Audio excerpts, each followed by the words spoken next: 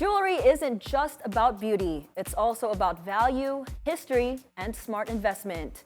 How do you know if the precious jewels are legit or your or heirloom is legit? Joining us live is jewelry appraiser Willyn Villarica.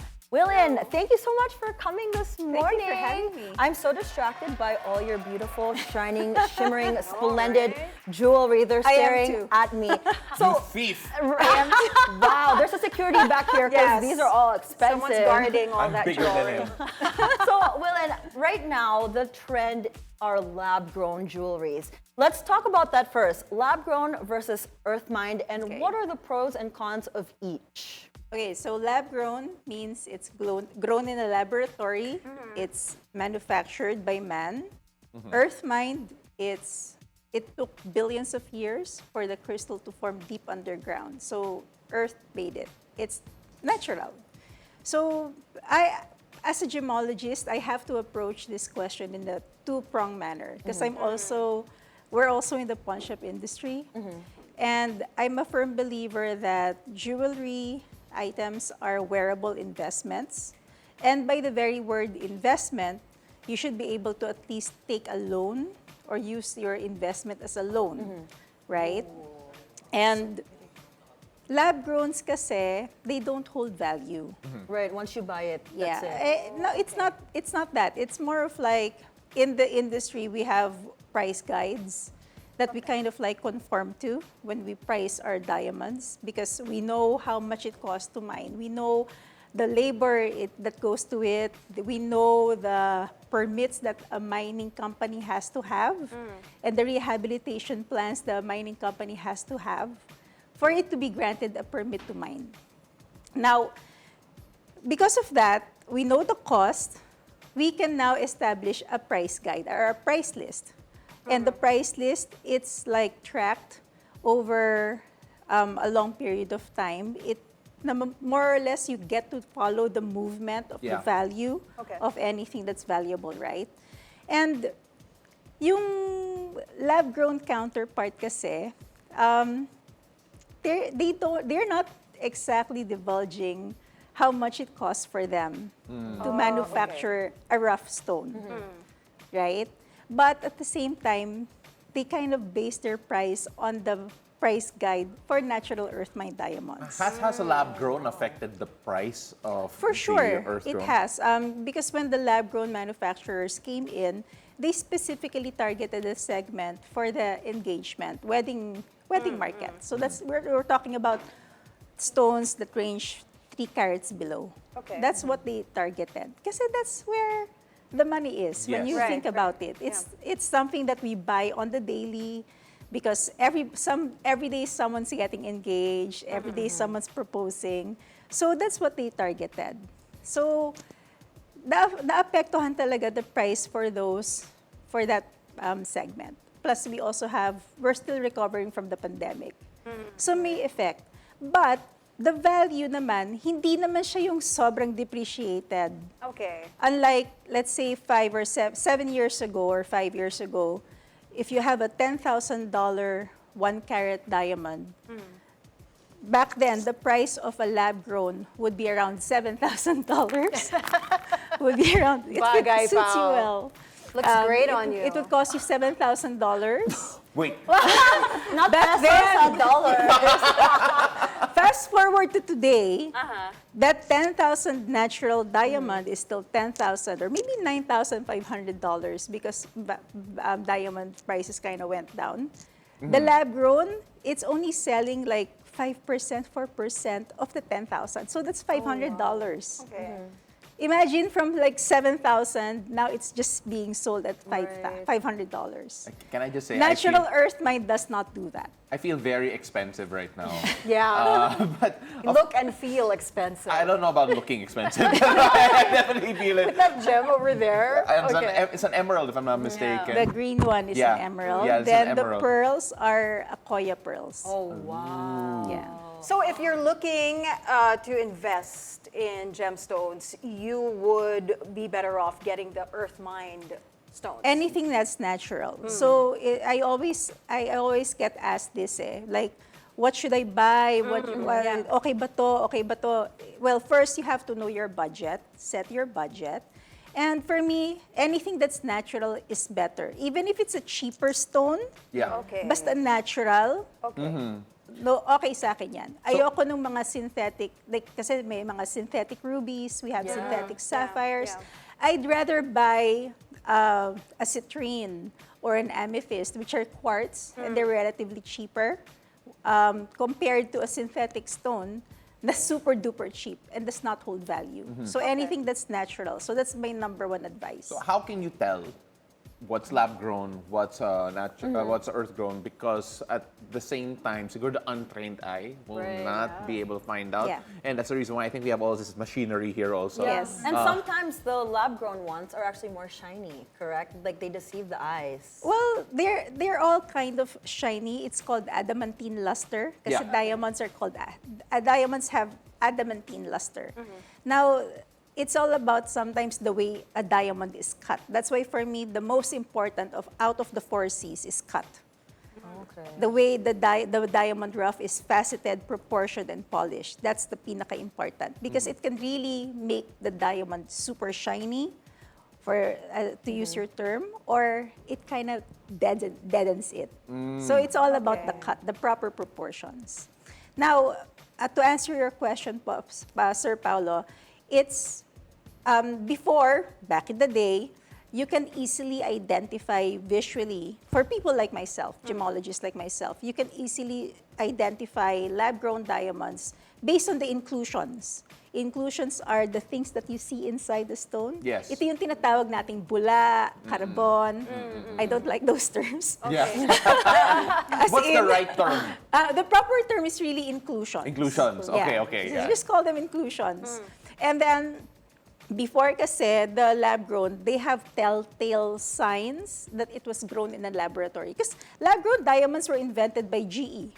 Oh. Yes, okay. GE. Yeah. And it was really used for industrial purposes. Sa mga lasers nila, Yeah, drill yeah. bits. It was really used for industrial purposes. Okay. Now that the technology has advanced so much, we can now manufacture gem quality diamonds. And because of that, GIA, where I studied, had to develop machines that specifically distinguishes lab-grown diamonds from earth-mined diamonds. So this is that. This Could is the you GIA. show us So can you show us how how it it's works? done? Yeah, sure. Let's demo. Which one? Ito na lang sa akin. Here, Miss Willyn, let's switch so Yeah, you can sit on okay. my spot. So we have- from the mic, yeah. Oh, sorry. No problem. Okay. Here you go. We have to accept. No, but it's far there. All Maybe right, you so can let be me the help one you. na lang. Yes. So what do I need to do? Okay. So You just point this dun sa probe. Okay. It says here calibrate. Yeah. So I'll press the calibrate. Tapat Okay. mo lang. Because it has to calibrate. Okay. So it's calibrated na based on the light and everything. So I'll just press this. Wait. The angle. Oh, like that. Baka the light is Do I have to there. touch it? Does it have to Yeah. touch? So if it says refer, ayan, that means it's telling, the machine is telling us na, hey, there's there's an issue in the stone, and it's suggested that you bring it to a lab. There's an issue in the Really? stone and it looks Yeah. so beautiful. There's an issue in the stone, and you don't want to be in this situation where you're down on one knee holding up a ring. Yes. Tapos, Making sure yung Tapos stone, wala na refer ka. Wala na ganitong machine. I've never Yeah. been in this situation, so Yeah. it'll say refer Okay, if I, so if I do this. do it again. Kasi sometimes the light also affects it. Yeah. Okay. The light Ayan. also affects it. And make sure it's not touching It's not the touching. metal bits. Okay. Ayan. So, So, Okay. pawidaan Give mo it more muna sa light. machine Okay, na to okay. before... Yeah, No, it's yeah, you okay. gotta Kung call Willyn. mag-refer siya, Yeah. the point is we have to, wait, tama ba yung pag-setup ko sa kanya? O yan. The point is we have to demo the machine, right? So Yes. that's the Okay. point. okay, so Okay, let's so if try it says if you can- refer, let's a try different different. piece. Ayun. Yeah. So let's try a different piece. O, sige, let's try this one. Wait, let me on, off All right, this again. sige. So when normally, nagulat ba yung mga tao when they have it checked for you that Yes. minsan it needs to be It referred? happens a lot. Yeah. That's why another piece of advice that I give to my clients, if you're already at that point where you're a serious investor Yeah.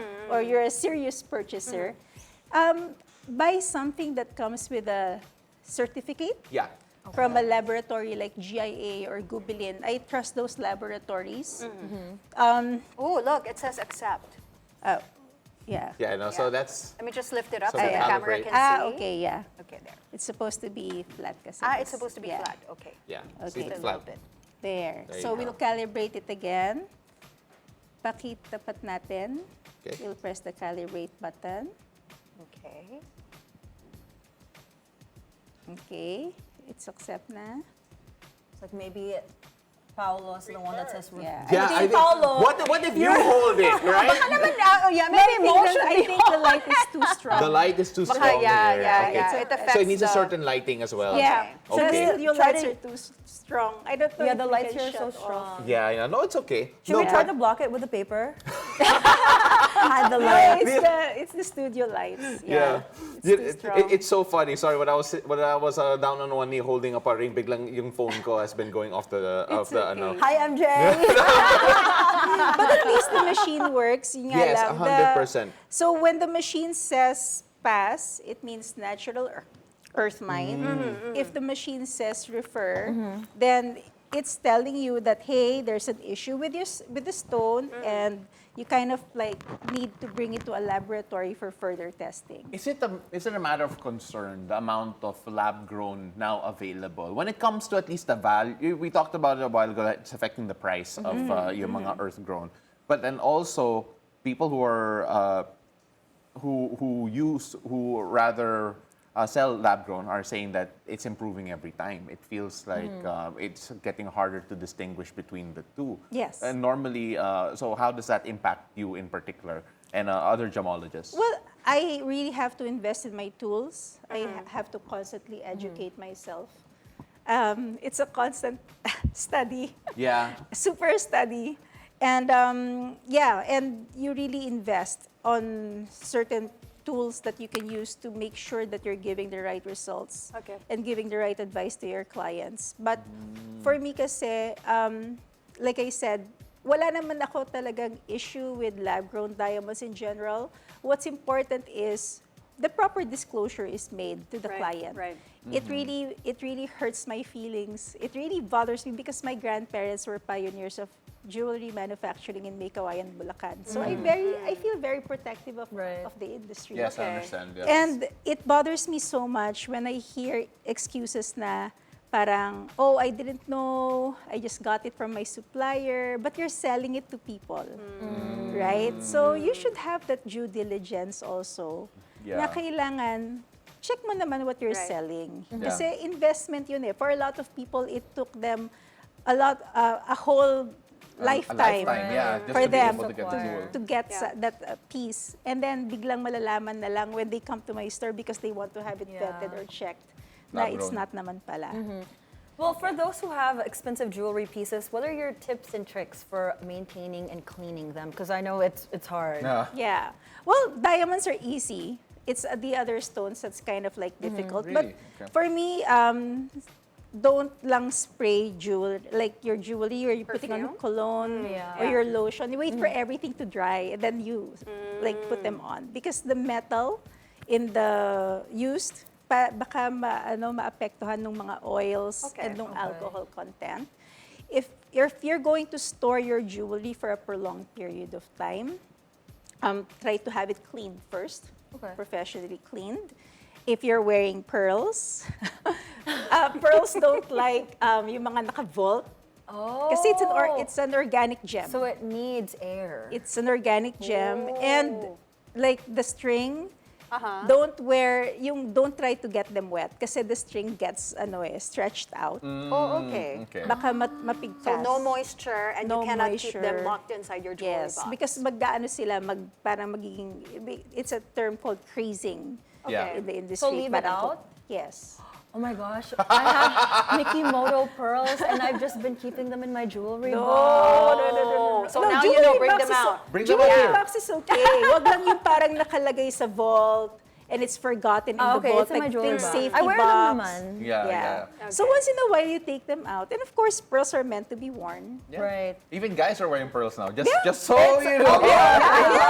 Chanel Classic did it. example. Yeah, I know, it's Yeah. beautiful. I know of people, I know of men who wear single strand pearls. Yeah, exactly. Like my brother is very jealous of me right now at the moment. But then again, for those who want to reach out to you, for those who want to have their jewels vetted by you in particular, how can they reach out? Okay, I have a store located in Market, that's in BGC. You can also find us in Google. You can also give us a message or drop us a message in our social media pages. That's Willyn Villarica _jewelry in Instagram and Willyn Villarica Jewelry in Facebook. We're also in TikTok and LinkedIn. Yay! Well, thank you so much for coming and for bringing all your beautiful Thank you. pieces. Don't Thank be you for surprised. this. Thank Yeah, don't be surprised if one is gone. Especially the pearls. You know who has it last. Yes. Well, anyway, Why? What pearls? I don't know, what pearls? What emeralds? Yeah, I came in like this. Hindi na alam ni Miss Willyn how she's gonna react. Dead man na lang. Dead man na lang siya. Well, thank you so much, Miss Willyn Thank Villarica, gemologist and jewelry appraiser.